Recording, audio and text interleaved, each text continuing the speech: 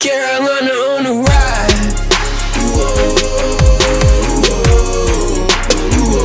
Carolina on the rise. Are you ready for some football? That's right. Welcome, Panther Nation. Bill Mack here with another edition of the Panther Prowl. Are we ready for some Monday Night Football? Yes, Panther Nation, we are back on Monday Night Football. That's what this week's matchup is all about. Like I said, Bill Mack, glad you folks could join me for another video here as our beloved Panthers are home at Bank of America Stadium to take on the visiting Miami Dolphins. Of course, fans, we are always great that we can show our team on out on the national public for them to see. On of course, Monday Night Football is one of the greatest honors to be able to play a game on Monday nights, and for the whole nation to be able to watch and see. And have not been too kindly to us the last couple of national nights we have, especially Thursday night football. But this is different. This is Monday night. This is where we got to strap up our boots tight. We've got to get and put our all 100% into it. We've got to show the nation just what our team is all about. We have to, Panther Nation. Our team. We've got a lot of naysayers out there that are still in doubt. They call our team roller coaster, and we've just got to show them that Cam's got to show them. Our offense has got to show them. Of course, our defense needs no introduction. We are one of the top two defenses in the nation, in the NFL. So it is great to know that we have that defense, but it's also about getting that offense in Cam to show them, hey, we lost Benjamin, but we're on the right track, and we're starting to put things together, which is what we've been doing, which is what I liked about our offense this past week against the Atlanta Falcons. Granted, Cam did most of the running and done not a whole lot of passing as he could have, but we made things work, and that's just the way our team. A lot of times as a Panther Nation, we've always just said, well, as long as we can do what we can to make it work, that's how we typically are. Our offense has never really been a constant aggressive offense, which is one I prefer. I prefer that in our defense, but we do what we need to get done. So let's, as I said, this week, this is a week 10 matchup, of course, with the Panthers taking on the Miami Dolphins. So let's just get right into the stats here as I give them to you. Of course, the Dolphins are 4-4. They're 2-2 away, and our beloved Panthers are 6-3, 2-2 at home. Of course, like I said, we've been kind of mediocre at home, better when we're on the road. So that's something we want to change because you want to win at home. It's good. It's a good recipe when you can go on the road and win, but it's also one when you win at home. Remember when we had our Super Bowl season? I think we were 8-0 that year at home, if I'm not mistaken. I know we lost to Atlanta, but I think that was in Atlanta. But we were 8-0 at home. ESPN, of course, has given us a 78% chance of winning. Now, Panther Nation, this is where we have to really get these games to where if we're predicted to win, we've got to win these games. We're predicted to win for a reason. It's not just a toss-up. That means at least 3/4 of ESPN feel like we should be able to pull this game out. And we can't look past it to the next week and the next week after. We have to focus one team at a time. That's how we got to approach, because that's the true, shows you the true, true direction in which a team can go.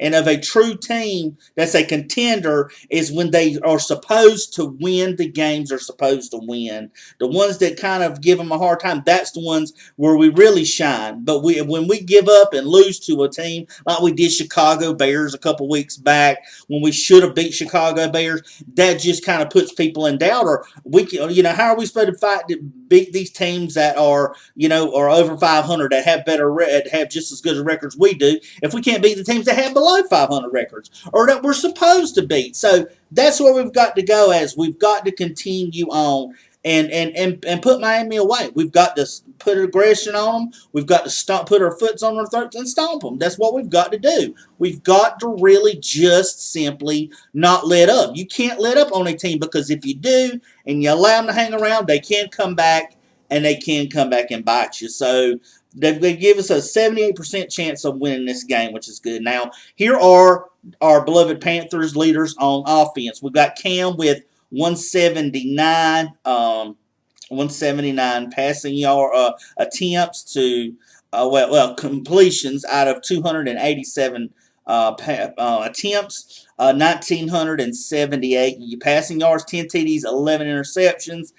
Jay Stu is 111 carries on 350 yards, 1 touchdown, which that shows you where our run game is like it is when it comes to running backs. And Devin Funchess, of course, now he's our leading receiver. He has 38 catches, 443 yards, and 3 touchdowns. So hopefully Funchess can get in the groove. And Cam started that last week, put him back in it, and we'll get more into that. Miami, of course, on the other side, Miami, their leaders are Jay Cutler, of course. He has 147 completions of 222 passes, 1,306 passing yards, 10 TDs, and 5 interceptions. Of course, you know, he was out for a little bit. Since Jay Ajayi got traded over to the Philadelphia Eagles, now it falls on Kenyon Drake, who has only 19 carries, 94 yards, and no touchdowns. So this is where we got to capitalize on the rushing game, which I'll get into that. And Jarvis Landry, of course, wide receiver, 56 catches, 430 yards, 4 touchdowns. So we see what their leaders are, and we see which one we've got to go. And by just listening and hearing what their stats are, where we've got to attack. Last games, of course, for each two teams. Miami, of course, lost to Oakland 27-24, and our beloved Panthers won over Atlanta 20-17. So it was a great win for us. Injuries, of course, we have a few injuries here. Miami's offensive tackle, Jawan James, is out. He's doubtful for the game. Of course, we know tight end Greg Olsen. He's still a few weeks away from being back on the field to suit up for a game. And, of course, it was announced not too long ago, Ryan Khalil still will probably be out this game, still with his neck. Err on the side of caution, of course. You want the man to be 100% when he comes back. He came back early, a few games back, re-aggravated, and now he's out longer. Just stay out until you're 100% healthy. Then come back in. That's when you can make the impact. Because if you go in and out before you're done, you're just going to be very inconsistent in that offensive line, because he is the anchor of that offensive line. Our team stats are as follows. Carolina leads, of course, the points per game battle with Miami. They score 18.7 points compared to the 14.5 that Miami scores. The points allowed, Carolina also leads that. Carolina only allows 17.7 points per game to Miami's 22.4. Their total yards per game, Carolina scores 330.8 compared to the 286.4 of Miami. And we also, to the total points allowed per game is 200. We allow only 292.4 to Miami's 327.4. So we allow under 300 yards total, which is good. We allow very few with rushing as well. We're one of the top, I think the second ranked rushing yardage team in the NFL. And I don't have the defensive stats for you today. I was trying to get everything together and get a video out for you, but I will more likely catch them back up when I do my preview and when I do the review of the game as soon as I can on Monday night. So here are my keys, Carolina's keys to the game. The offense is as follows. Cam must continue to improve on his targeting of his wide receivers and getting the balls to them. We saw last week a few passes that were overthrown. Of course, you know, Cam's got to get used to not throwing to Benjamin when he's out there and wanting to throw to Benjamin out there, but he has Funchess.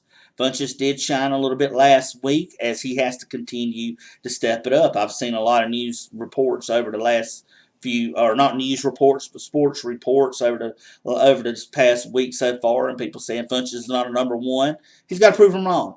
He's got to, and one of the things is he's not a speedy receiver, just like Benjamin, but he does have to create space at some point and get open and get the ball downfield. Cam has got to get it and not be an overthrowing, because McCaffrey and Samuel and Shepard are not 6'5", 6'6". They're very short receivers, so Cam has to work again on his accuracy and getting those screen passes, those slant routes. He's got to get the balls to him and not overthrow them, underthrow them. And that only improves, and that eliminates by getting the targeting his accuracy and improving on it means he's going to cut down on those no overthrows or cut down on throwing interceptions and whatnot. And the only way he can do that is if he has time, which leads into my next key to the game is the offense. The offensive line, you've got to try opening up holes for our running backs because we can't allow the defensive lines of opposing teams in our backfield to stop our running backs behind the line of scrimmage. That's what we've been doing all season long. How come nobody but Cam is being able to run? Of course, you can't. A lot of them don't account for Cam when he's out there, and Cam can scramble and run. But when you have that line pushing against our offensive line, we've got to be able to hold them. And Matt Khalil has been a disappointment of that. And of course, a lot of them said and pointed out we were so willing to pay so much money to Matt Khalil to have him there with his brother. I don't know if it was a reunion reason wise, but he's allowed the second most quarterback pressures and sacks in the NFL. That's not going to work. That's the whole purpose was keeping the line and keeping Cam upright and safe and being able to have time to throw the ball. Now, I like Cam staying in there more than he typically does, but I also like the way Cam run his game last week, where sometimes there was more of read option to Cam and more quarterback rushes plays called, which a lot of times I'm always preaching against Cam getting hurt because Cam getting hurt, but maybe that's just part of Cam's game. As long as they protect him and call the hits when they're illegal like there should be, then that's a part of Cam's game. Maybe that's just what he's all about. When he tries to be a pocket passer and this, that, and the other, it just doesn't work out for him. Maybe that's just the way Cam is, and that's how we have to accept that his abilities are. Some have limited ability. Some can throw short and not throw deep, and some can throw deep and don't have to touch to put on a 5-yard pass, slant, or screen pass. So, but we've got to have that offensive line has got to do a job of what it's doing. And wide receivers, this goes to you. Please create space to stretch the field to get open. You haven't been doing that. With Benjamin and Funches at the same time, but now you've got Funches on one side, you got Samuel, you got McCaffrey, you've got Russell Shepard. You've got plenty of pieces there to be able to go out and do something. Now it's up to Shula to try to get the passes and plays called, and the only way they can do that is using that speed to stretch the field, do more screen passes, do what you've got to do to get the wide receivers open for them to try to go and hit deep passes. Cam hasn't really thrown deep this year. Hadn't really had that chance. I mean, when you go in and you can't create the spaces to get open, that's what's going to happen. And you've got the speed to do it. You've got the integral pieces it takes to do it. It's just got to be done and then be effective. There's one thing to have it, but you've got to put it to work in order for it to work. So wide receivers, you've got to create some space between you and the backs and safety so that you can stretch that field, get it deep, so Cam can get some deep without having to playing a West Coast offense all the time, because that takes forever, and there's no legit that you're going to be able to score with that.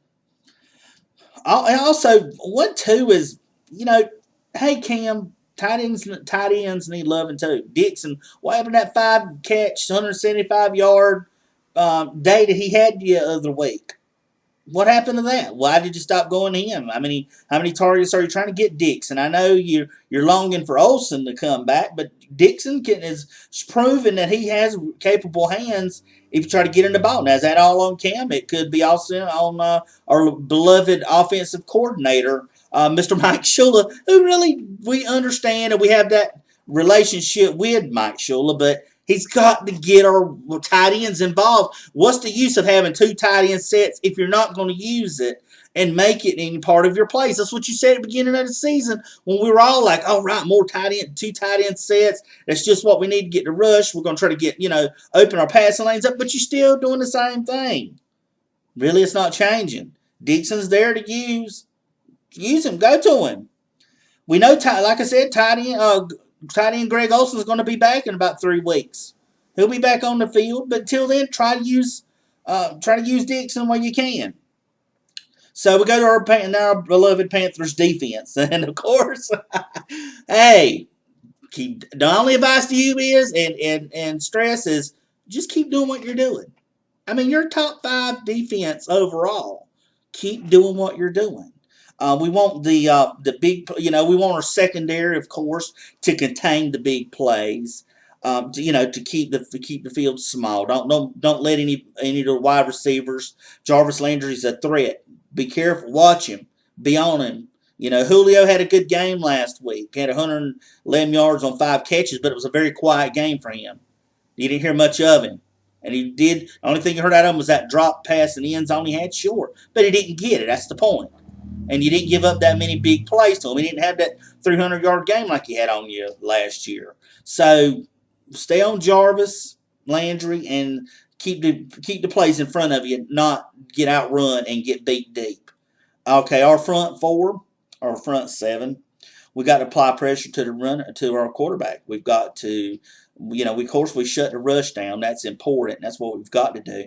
But we've got to keep pressure on Cutler, cause Cutler to make mistakes. Mistakes create turnovers. We're one of the laughing stocks. We're 29th in turnovers. We're in the plus when it comes to turnovers. We can't get a lot of turnovers, and a lot of it's been on account of bad bounces and fumbles that we've caused or we've had that have bounced the other way when we would have hoping to God and bounce our way. That's okay. But we've got to start creating turnovers again. Getting pressure on that quarterback is what it takes. And causing fumbles, causing interceptions, causing them to pressure him into throwing them. That's what it takes. That front seven's got to apply pressure to the quarterback. And I know Steve Wilkes is doing a great job with applying with his blitzes. We've just got to get that quarterback quick and cause him to be unnerved and being able to throw, whatsoever downfield. And like I said, I brought it up and reiterated is we've got to keep the backs down. Jay Ajayi is out. Kenyon Drake is in for him, so he doesn't have a whole lot to prove. So all we've got to do is we just basically got to shut him down. So if we shut out in every dimension, we see they don't score a lot. So we should be able to put this one in the bag. This is one that we should do. And last but not least, our special teams. Gano, you've been very consistent this year. I'm glad that you really took things seriously and to try to be more motivated, to be more accurate. Polarity, I'm proud of you. You've done, the very first 6 weeks of the season, it's been kind of rough for you. But these last few weeks, you've been punting the ball very well, putting it in the territory of the opposing team's 20 or touchbacks. You're doing well. Keep that up. The team's got confidence in you. That's what you've got to try to do in your part of the game. So we have every integral part of what we need to do. And like I said, Luke and with TD and with Julius Peppers and stuff on that front four, and that front seven, Shaq Thompson, all those guys, we've got a team to do it. And our defense can do it. We just got to get our offense to compensate for the points, and that our defense is willing to make stops for us. So I'm looking forward to a great game, Panther Nation. Like I said, I'm glad you clicked on this video. If you can and will, give me a thumbs up. Like this video. Also, if you can, share this video with another Panther fan if you know and want to get my input on it. Also, as well as subscribe to my channel as I'm looking to get as many subscribers as I can push to get. I really enjoy doing these videos, and for all my fellow Panther Nation, in trying to keep them informed and enjoy a good pro Panther video. And like I said, just keep subscribe to me, and I appreciate it. Until next time, when I give you my review of the game, like I said, it might be a little later, but I will get it out to you. So until next time, Panther Nation, Monday Night Football. Are we ready for some football? This is Bill Mack for Panther Prowl saying, keep pounding.